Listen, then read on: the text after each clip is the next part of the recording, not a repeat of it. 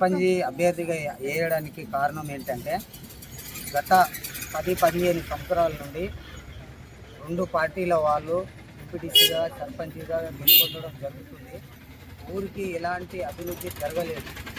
కాబట్టి మా వంతుగా మేము అభివృద్ధి చేయడానికి 3వ వ్యక్తిగా నేను ఈసారి బరిలోకి రావడం జరిగింది. ఏ పార్టీ బలపరిచింది? నాకు బీజేపీ పార్టీ తరఫున బలపరచడం జరిగింది. ఒంటరి పోరాటం ఎక్కడ ఏం లేకుండా ఒంటరి పోరాటంతో మేము బీజేపీ బరిలో దిగినాము. ఊరు అభివృద్ధి చేయడానికి చేసి చూపించడానికి మేము ముందుకు వచ్చాము. మేము 10th క్లాస్ పాస్ అయ్యి ఇంటర్మీడియట్ చదువుకున్నాను సార్. నేను అవగాహన ఉంది ఊరు విషయంలో.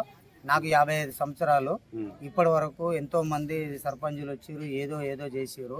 కానీ ఈసారికి మాత్రం మేము ఖచ్చితంగా యూత్ మొత్తం ఊరు మహిళలందరూ ఈసారి 3వ వ్యక్తి, వాళ్ళు ఎవరైనా కానీ 3వ వ్యక్తి మాకు కావాలని ఊరు కోరుకుంది. ఆ 3వ వ్యక్తి బీజేపీ బలపరిచిన అభ్యర్థిని నేనే. కాబట్టి నేను ముందుకు వచ్చిన. ఇదివరకు మేము ఎలక్షన్లు ఈ వేరే పార్టీ వాళ్ళు సర్పంచ్ ఎంపీటీసీ ఉన్నా కానీ మా పార్టీ తరఫున మేము స్కూల్కు డెవలప్ చేసినాము. మేము యోగా పిల్లలకు కూడా మేము ఉచితంగా కంటిన్యూగా నడిపిస్తున్నాము. మేము కూడా దాంట్లో యోగా గురువులము, అది కూడా చేస్తున్నాము. ఇప్పుడు మేము చేసే పనులు ఏంటంటే మేము సర్పంచ్గా గెలవడమే మహిళలందరికీ అవసరం వచ్చేది.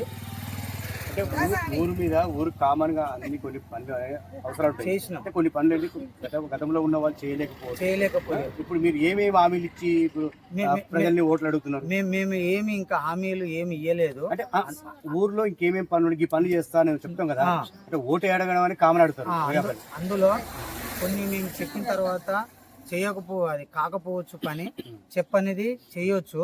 అందువల్ల మా మొట్టమొదటి నినాదం ఏంటంటే మహిళలందరికీ మా గ్రామం తరపున మా గ్రామంలో మన ఫంక్షన్ హాల్ కట్టుకోవడానికి మేము సిద్ధంగా ఉన్నాం. ఆ తదుపరి మా మహిళలందరూ కలిసి మా ఊరు వాళ్ళు రైతులు కానీ మా మహిళలు కానీ వాళ్ళకు అందరికీ 10 మందికి ఉపయోగ పని ఇది మనకు లేదు, ఇది కావాలంటే మేము చేయడానికి సిద్ధంగా ఉండి ముందుకు వచ్చినాం సార్. మేము మీ ఊరు ఓటు బ్యాంక్ ఎంత ఉంటుంది? మా ఓటు బ్యాంకు 2230 ఓట్లు ఉంటాయి.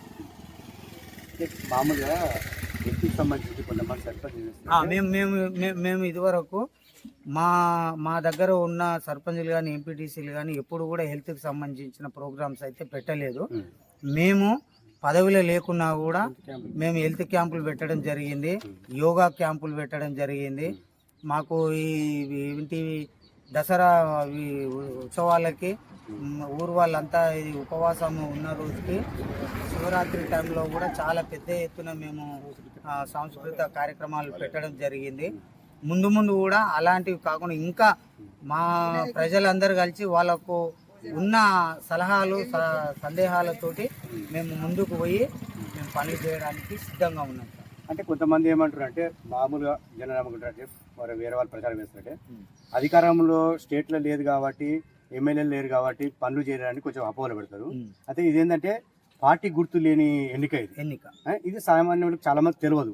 మీకున్న అవగాహన మీద ఇప్పుడు కేంద్రం నుంచి రాష్ట్రం నుంచి వచ్చే పనులు ఎట్లా మీరు ఖర్చు చేస్తారు, ఎట్లా ఇది చేస్తారు? మేము అనుకున్నది ఒకటే సార్, మోదీ గారి ప్రభుత్వంలో గ్రామానికి బియ్యం ఇస్తారు. మోదీ గారు సెంట్రల్ గవర్నమెంట్ ఇప్పుడు ఇచ్చే బియ్యంలో 75% మోదీ గారు ఇస్తే 25% స్టేట్ గవర్నమెంట్ ఇస్తుంది. అంటే ₹1 75 గవర్నమెంట్ మోదీ గారు ప్రభుత్వం ఇస్తే మన హైదరాబాద్ మన స్టేట్ అంటే కొంతమంది మహిళలకు స్టేట్ అంటే తెలియకూడదు, మన ప్రభుత్వం ఇచ్చేది 25%. కాబట్టి ఇది అందరికీ తెలియాలి. బియ్యం ఇచ్చే దాంట్లో ఇంకా రకరకాలుగా చాలా మోదీ గారు చేయడం జరిగింది, జరుగుతుంది, చేస్తుండు. అందుకే ఆయన స్ఫూర్తితోటి మేము ముందుకెళ్ళి మేము గవర్నమెంట్కు ఆశపడం సార్. మేము గవర్నమెంట్ రూపాయకు ఆశపడం. మామూలుగా బీజేపీ వాళ్ళు బాగా చెప్పుకుంటారు, చాలా మటుకు గ్రామాలలో ఏవైనా మా సెంట్రల్ ఫండ్ దేశం నుంచి ఫండ్స్ వస్తాయి, వాస్తవేనా? వాస్తవం సార్. ఏమేమి వస్తాయండి మామూలుగా మాకు తెలిసి మరుగుదొడ్లు, శ్మశాన వాటికలు, ఈ సీసీ రోడ్లు, వీధి దీపాలు, వీధి లైట్లు, ఈ కంట్రోల్ బియ్యము అన్ని కేంద్ర ప్రభుత్వం. మన ప్రభుత్వం ఇచ్చింది ఏం లేదు. కేంద్ర ప్రభుత్వం ఇంకా కూడా చెప్తున్నా 100 రూపాయలు కేంద్ర ప్రభుత్వం ఇస్తే 10 పైసలు మన ప్రభుత్వం ఇస్తుంది. అందరికీ తెలుసు. పత్రికా మిత్రులు ఆగండి, పత్రికా మిత్రులందరికీ కూడా తెలుసు. ఈ 100 రోజుల పని వచ్చింది కూడా అమ్మా 100 రోజుల పని వచ్చింది కూడా కేంద్ర ప్రభుత్వమే పెట్టింది. మోదీ గారు పెట్టిందే, మన ప్రభుత్వం పెట్టింది ఏమి లేదు. కాకపోతే ఏంటంటే మేము ఒక ప్రభుత్వం ఏదో గెలిచిందని చెప్పేసి మొత్తం పెట్టకుంటే ఎట్లుంటుంది అని చెప్పేసి అట్లా ఒక రూపాయలు 10 పైసలు మాత్రమే పెడుతుంది. మిగతా 90 పైసలు మరుగుదొడ్లని, వీధి దీపాలని, సీసీ రోడ్లని, ఇవన్నీ ఇప్పుడు నేను చెప్పినవి అన్నీ కూడా కేంద్ర ప్రభుత్వమే సార్. ఇప్పుడు బీజేపీ ఎవరైనా పార్టీ బలపరిచారు, ఒంటరి పోరాటం చేస్తారు. మాది ఒంటరి పోరాటం సార్. అయితే కొన్ని ప్లేస్లలో ఏం చేస్తున్నారంటే చాలా మంది బీజేపీ వాళ్ళకు కాంగ్రెస్ వాళ్ళు కూడా పొత్తు కలుగుతుంది. మీకు పొత్తు ఎట్లా కుదురుతుందండి? మాకు పొత్తు కుదరదు. మరి కొన్ని గ్రామాలలో చేస్తున్నారు. అది మీరు ముందే చెప్పారు. ఒక గ్రామంలో వ్యక్తిగతంగా ఎన్నికలని మీరు ముందే చెప్పారు కాబట్టి ఆ వ్యక్తిగతంగా ఆ ఒక అభ్యర్థిని బట్టి వాళ్ళు ఎన్నుకోవడం జరుగుతుంది. కాబట్టి మా దగ్గర అలాంటిది పొత్తులు ఏం లేవు. మేము ఒంటరి పోరాటం.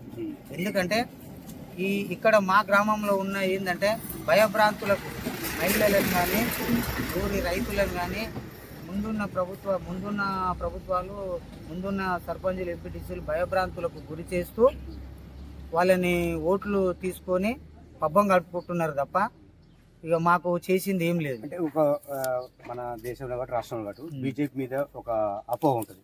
వీళ్ళు బీజేపీ వాళ్ళు వస్తే ఓన్లీ గుళ్ళు తప్ప వేరే డెవలప్ చేస్తారు అంటారు. విద్యా వైద్యం కూడా చేస్తారని కొంత అంటారు. మరి మీ గుళ్ళ వైపే ఉంటాయా లేకపోతే ముఖ్యంగా పిల్లలకు విద్య ఆరోగ్యపరంగా ఆరోగ్యము, వైద్యము, విద్య ముఖ్యము. విద్య కొరకు మేము కూడా మా మిస్సెస్ కూడా స్కూల్ చైర్మన్ గారు పని చేస్తున్నారు. 4 లక్షల రూపాయలు ఖర్చు పెట్టి నేను మా మిస్సెస్ స్కూల్ చైర్మన్ అయిన తర్వాత మా గ్రామంలో ఎవ్వరి అభిప్రాయం లేకుండా సొంత నిధులతోటి 4 లక్షల రూపాయలు ఖర్చు చేయడం జరిగింది. మాకు ప్రభుత్వం నుంచి 2,90,000 రూపాయలు చెక్కులు రావడం జరిగింది. మిగతా 1,20,000 రూపాయలు చెక్కులు మాకు రావాలి. మీరు మా స్టాఫ్ని ఎవరిని అడిగినా కూడా మేము అబద్ధం ఆడవలసిన అవసరం మాకు లేదు, మా పార్టీకి లేదు, మాకు లేదు సార్. మేము ఉన్న మాట చెప్తాము, చెప్పిన పని చేస్తాము, చేసి తీరుతాము. వెనుక పోయే ముచ్చటే లేదు. గవర్నమెంట్కు మేము ఆశపడము. రాజకీయ అనుభవం దాదాపుగా నాకు 35 సంవత్సరాల నుంచి రాజకీయ అనుభవం ఉంది. నా చిన్ననాడు మా నాయన వార్డు నెంబర్ చేసిండు ఏకగ్రీవంగా. మా ఇంట్లోకి వెళ్ళి మా భార్య 2 సార్లు వార్డు నెంబర్ చేసింది. కొంతమంది చెప్పుకుంటారు మీడియా మిత్రులకి, ఇదివరకు చేసిన వాళ్ళు మా ఊర్లో మొన్న మీడియా వాళ్ళని వాళ్ళే పిలిపించుకోరు.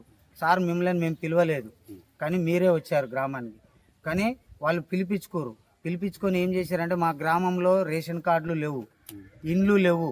మేము ఇప్పుడు గెలవడమే రేషన్ కార్డులు, ఇండ్లు మేము మంజూరు చేపిస్తామని చెప్పుకుంటారు. కానీ అది శుద్ధ తప్పు. మొన్న వాళ్ళే ఊరు, మొన్న వాళ్ళే ఊరు. వాళ్ళు ఉన్నప్పుడు ఇవ్వచ్చు కదా రేషన్ కార్డులు. వాళ్ళు ఉన్నప్పుడు పేదవాళ్ళని చూసి ఇండ్లు ఇవ్వచ్చు కదా.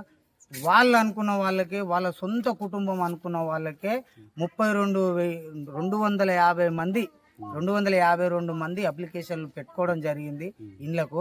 అందులో మనకు ఎండిఓ ఆఫీస్ నుంచి 32 మందికి శాంక్షన్ చేస్తే మిగతా 252 మందిలో అందరినీ వాళ్ళు ఈ కులాలకు అతీతంగా మొత్తం ఈ ఒక్కొక్క పార్టీ నుంచి ఒకరిని పిలవకుండా వాళ్ళే పెత్తనం ఉంది కాబట్టి వాళ్ళే పోయి ఆడ కూర్చొని ఎండి ఆఫీసులో కూర్చొని 32 ఇండ్లు వాళ్ళ మైండ్కి ఏ ఇల్లు అవసరం ఉందో ఆ ఇండ్లు 32 ఇండ్లు శాంక్షన్ చేసుకొని మిగతా మీ ఇండ్లు మొత్తం క్యాన్సిల్ చేసి మొట్టమొదటిది. రెండవది ఆ 32 ఇండ్లలో కూడా ఎంపీటీసీ గారు 18-19 ఇండ్లు పంచుకోరు. మిగతా ఇండ్లు ఒక కులానికి ఒకటి లెక్కల 32 ఇండ్ల 18 ఇండ్లు పోతే మిగిలిన ఇండ్లు ఒక కులానికి ఒకటి ఇచ్చినట్టు చేసిరు. మిగిలిన పేదవాళ్ళు మీరు మాకు ఇన్ఫర్మేషన్ ఇస్తే కూటికి లేని వాళ్ళు చాలా కుటుంబాలు ఉన్నాయి, వాళ్ళని మేము పిలిపించి మాట్లాడిస్తుంటే మనకు సమయం లేదు కాబట్టి మీరు అనుకోకుండా వచ్చారు కాబట్టి ఆ పేదవాళ్ళు మిగతా పేదవాళ్ళకు మా బీజేపీ పార్టీ తరఫున సొంత నిధులతోటి వాళ్ళకు ఏ సహకారమైనా మేము చేసి తీరుతాం, చూపిస్తాం. గ్రామంలో ఏ మీడియా వచ్చినా ఏదేసినా మేము ఏది చూపించినా ఎవరేం చూపించినా మీరు చెప్పినవి కానీ మామూలు అయితే ప్రజలైతే మీ గ్రామంలో అయితే చూస్తారు కదా. మీరు స్థానికంగా ఇప్పుడు ఇక్కడ కొంతమంది బయట నుంచి వచ్చి కూడా పోల్ చేస్తున్నారు, మీ ఊర్లో ఉండి బతుకు తెరుకు ఎక్కడ పోయి. మీరు ఉండడం ఎక్కడ ఉంటారు ఇప్పుడు? నేను పుట్టింది ఇక్కడనే, పెరిగింది ఇక్కడనే, చదువుకుంది ఇక్కడనే. నాకు 55 ఏళ్ళ సంవత్సరాల నుంచి నేను ఇక్కడనే చేపలు పట్టుకుంటూ నేను జీవనోపాధి గడుపుకుంటున్నాను. నా ఊరిది. ప్రజలకు అందుబాటులో ఉంటారు. ప్రతి కుటుంబానికి దానయ్య అంటే ఎవరు అనేది ప్రతి కుటుంబానికి నేను తెలుసు. అంటే ప్రజలకు అందుబాటులో ఉండే ప్రజలకు ఇదివరకు కూడా నా ప్రజలకు నా వంతు సహాయము పోలీస్ స్టేషన్ కానీ, ఎండి ఆఫీస్ కానీ, ఎంఆర్ఓ ఆఫీస్ కానీ, నేను చాలా పనులు నేను ప్రజలకు ముందుకు పోయి, అంటే నా కాడికి వచ్చి స్వామి నాకు ఈ పని కావాలంటే నేను ముందుండి వాళ్ళ దగ్గర ఎక్కడ కూడా రూపాయి ఆశించకుండా, ఎవ్వరి దగ్గర కూడా రూపాయి ఆశించకుండా నేను పనులు చేయిస్తున్నా. ఏ ఎంపీటీసీ కానీ, ఏ సర్పంచ్ కానీ, ఏ లీడర్ కానీ వాళ్ళని అనుసరించకుండానే నా శక్తి కొలది నేను చాలా మందికి పనులు చేసి పెడుతున్నా సార్. నేను అంటే ఊర్లలో కొంచెం పేదవాళ్ళకు అంబులెన్స్ అనేది చాలా అవసరం. ఇక్కడ 108 ఫోన్ చేస్తే చాలా టైం పడుతుంది. అవును. అట్లా మీరు గవర్నమెంట్ ఏదైనా నిధులకించి మీ సొంత కానీ వేరే పని అంబులెన్స్ ఏమైనా ఏర్పాటు చేయగలుగుతారు? అట్లా మేము ఇదివరకు చేయలేదు. అబద్ధం మేము మాట్లాడద్దు. అంబులెన్స్ ఏం తీసుకోవాలి, సొంత నిధులు ఖర్చు పెట్టుకొని ఒక కారు మాట్లాడుకొని ఒక ఫ్యామిలీకి డబ్బులు లేకపోతే నేను ఇచ్చి తీసుకుపోయిన సందర్భాలు ఉన్నాయి. ఇప్పుడు మేము గెలిచిన తర్వాత అలాంటివి కూడా మేము పెద్దల్ని అంటే నేను చెప్పడం కాదు, నాకు పెద్దలు ఉన్నారు.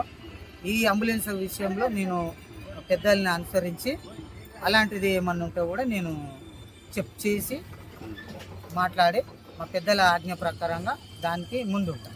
మీడియా మిత్రుల వాళ్ళు మేము పిలువందే మా గ్రామానికి వచ్చినందుకు మీకు చాలా ధన్యవాదాలు. మా గ్రామం తరపున చాలా ధన్యవాదాలు తెలియజేసుకుంటున్నాము. మీలాంటి వాళ్ళు పిలిస్తే కాదు, గ్రౌండ్ రిపోర్ట్ మా పని, గ్రౌండ్ రిపోర్ట్ మేము చేసే మా వృత్తి ధర్మం చేయాలి. మీ వృత్తి ధర్మం పిలిచి వచ్చి మీరు చెప్పిందని చెప్పేది కాదు. ఇప్పుడు నేను మేము అడిగే క్వశ్చన్లు కూడా మీకు గ్రామ పంచాయతీ సంబంధం. నువ్వు చెప్పిన క్వశ్చన్ నేను అడగను, నేను చేయను. మీరు ఏం కావాలో అది చెప్పారు. మీ గ్రామాల ప్రజలకు ఏం అవసరం మీరు వచ్చినందుకు చాలా మా గ్రామం తరపున, మా బీజేపీ పార్టీ తరపున చాలా చాలా ధన్యవాదాలు సార్. గోకారంలో పరిస్థితి ఇదండి. ఎందుకంటే మన జగన్ దానయ్య గారు వివరించారు కదా, ఇట్లా ఎవరైనా ఒక అవగాహన ఊర్లో ఉన్న అవగాహన వ్యక్తిని ఎన్నుకుంటే, విద్యావంతులు ఎవరైనా ఎన్నుకుంటేనే నా గ్రామం డెవలప్ అవుతుంది. ఆశ కోసం వచ్చేవాడు ఎప్పుడైనా తన సంపాదన కోసమే చూసుకుంటాడు. ఆశయం కోసం వచ్చిన వాడే తన ఊరు అభివృద్ధి చేస్తారు. ఇది ఒక్కటి గమనించి ఏ నాయకుడికి అయితే కరెక్ట్ అనిపిస్తుందో దాన్ని చూసి మీరు సరైన నాయకుని ఎన్నుకొని మన గ్రామ అభివృద్ధికి మీరు అందరూ తోడున్నారని ప్రజలకు మా ఛానల్ తరఫున మీకు విజ్ఞప్తి చేస్తున్నాం. Thank you.